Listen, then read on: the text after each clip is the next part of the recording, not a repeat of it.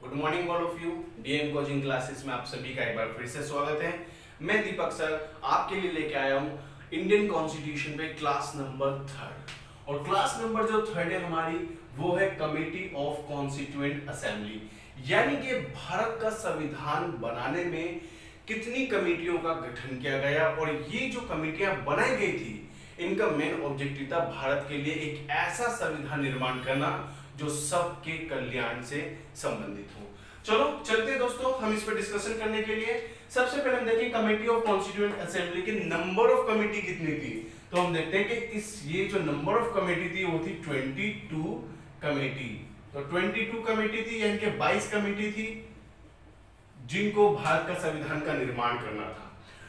पहली कमेटी हम देखते हैं कि ड्राफ्टिंग कमेटी है। ड्राफ्टिंग कमेटी के जो लीडर थे, यानी कि इस तरफ जितने भी हैं वो सारे प्रेसिडेंट है, वो हेड है कमेटियों के जो रेड बेंच से हैं। तो ड्राफ्टिंग कमेटी के जो हेड थे यानी कि चेयरपर्सन थे वो थे डॉक्टर भीमराव अंबेडकर। तो doctor Bhimrao Ambedkar drafting committee के या प्रारूप समिति के अध्यक्ष थे। तो एग्जाम में बच्चों कई बार क्वेश्चन ये पूछ लेता है कि ड्राफ्टिंग कमेटी के अध्यक्ष कौन थे। तो हमें पता होना चाहिए डॉक्टर भीमराव अंबेडकर जो थे ड्राफ्टिंग कमेटी के अध्यक्ष थे। नेक्स्ट क्लास हम देखते हैं और नेक्स्ट क्वेश्चन देखते हैं। Committee number 2 union constitution committee. जो यूनियन कॉन्स्टिट्यूशन कमेटी थी इसके जो लीडर थे वो थे पंडित जवाहरलाल नेहरू। तो ये क्वेश्चन भी आपसे एग्जाम में कई बार पूछ लिया जाता है। साथ ही साथ हम देखते हैं कि यूनियन पावर कमेटी यानी कि संघ शक्ति समिति। इस संघ शक्ति समिति के जो लीडर थे वो थे पंडित जवाहरलाल नेहरू। ठीक है, इसके अलावा हम देखते हैं union power committee for union power committee Pandit Jawaharlal Nehru और कमेटी फॉर स्टेट्स यानी कि राज्यों के लिए जो समिति का गठन किया गया था इसके जो लीडर थे वो थे सरदार वल्लभ भाई पटेल। ठीक है, और अब हम देखते हैं कि प्रोविंशियल कॉन्स्टिट्यूशन कमेटी यानी कि जो प्रांतीय संविधान समिति थी इसके अध्यक्ष भी सरदार वल्लभ भाई पटेल ही थे। ठीक है, committee for fundamental rights and minorities, यानी कि ये क्वेश्चन एग्जाम में कई बार आपसे पूछ लिया जाता है कि भाई committee for fundamental rights and minority के जो प्रेसिडेंट थे या जो चेयरपर्सन थे वो कौन थे। तो सरदार वल्लभ भाई पटेल जो थे committee for fundamental rights and minority के लीडर थे। नेक्स्ट हम देखते हैं committee for examine the drafting constitution, यानी कि ये जो कमेटी थी कमेटी फॉर एग्जामाइन, ये कमेटी बेसिकली बनाई गई थी ड्राफ्टिंग कमेटी के जो ड्राफ्टिंग कॉन्स्टिट्यूशन जो संविधान बनाया जा रहा है उसको एग्जामाइन करने के लिए कमेटी बनाई गई थी और इसके जो लीडर थे वो थे सर अल्लादी कृष्ण स्वामी।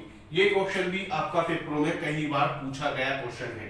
ठीक है, फ्लैग कमेटी के अध्यक्ष कौन थे, कई बार ये क्वेश्चन भी पूछ लेते भाई फ्लैग कमेटी के अध्यक्ष कौन थे, प्रेसिडेंट कौन थे या चेयरपर्सन कौन थे। तो डॉक्टर राजेंद्र प्रसाद। ये क्वेश्चन भी आपसे कई बार पूछा गया है कि भाई डॉक्टर राजेंद्र प्रसाद जो थे फ्लैग कमेटी के कौन थे, हेड थे। और इसी के साथ हम देखते हैं नेक्स्ट स्टीयरिंग कमेटी यानी कि संचालन समिति। संचालन समिति के जो अध्यक्ष थे ये भी डॉक्टर राजेंद्र प्रसाद ही थे।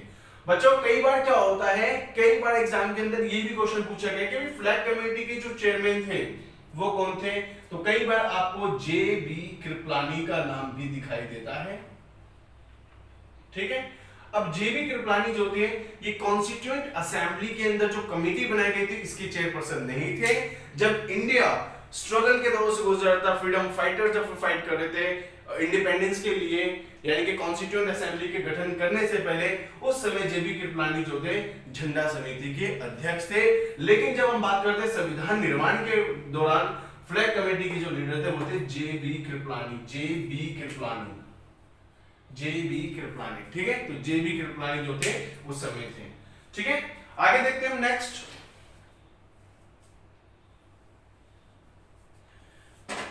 हम देखते हैं स्टीयरिंग कमेटी हमने देखा डॉक्टर राजेंद्र प्रसाद है।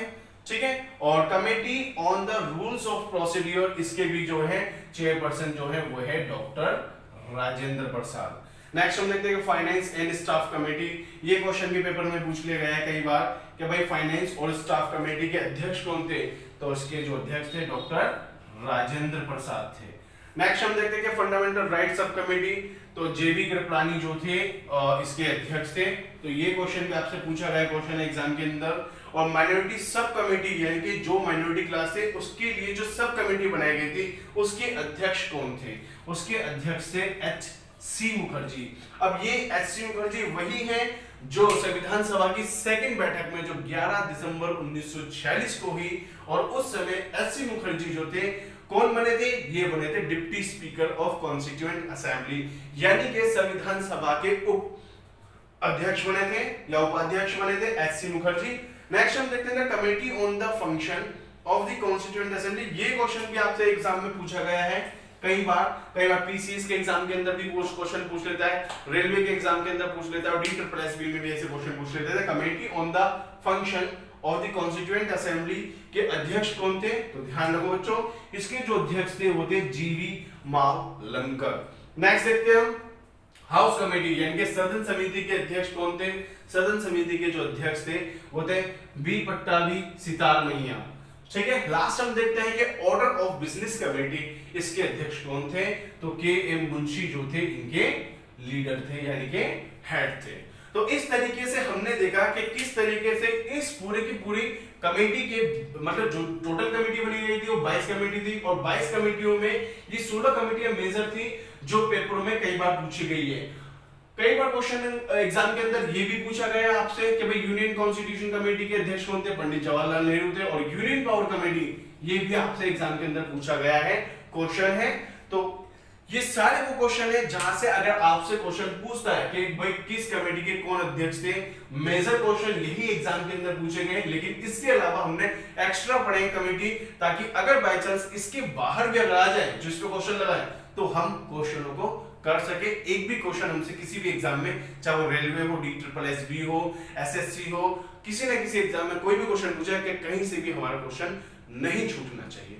तो दोस्तों आज हमारी क्लास यहीं पर खत्म होती है कमेटी के ऊपर। नेक्स्ट क्लास में आपके लिए लेकर आऊंगा जो हमारे कॉन्स्टिट्यूशन ऑफ इंडिया की आखिरी क्लास होगी, वो होगी क्लास नंबर 4, जिसमें हम इंडियन कॉन्स्टिट्यूशन को बनाने में जो सोर्सेस थे, जो कौन कौन से सोर्स थे, कहां से भारत ने किस किस देश से क्या क्या लिया है, उसके बारे में हम डिस्कशन करेंगे।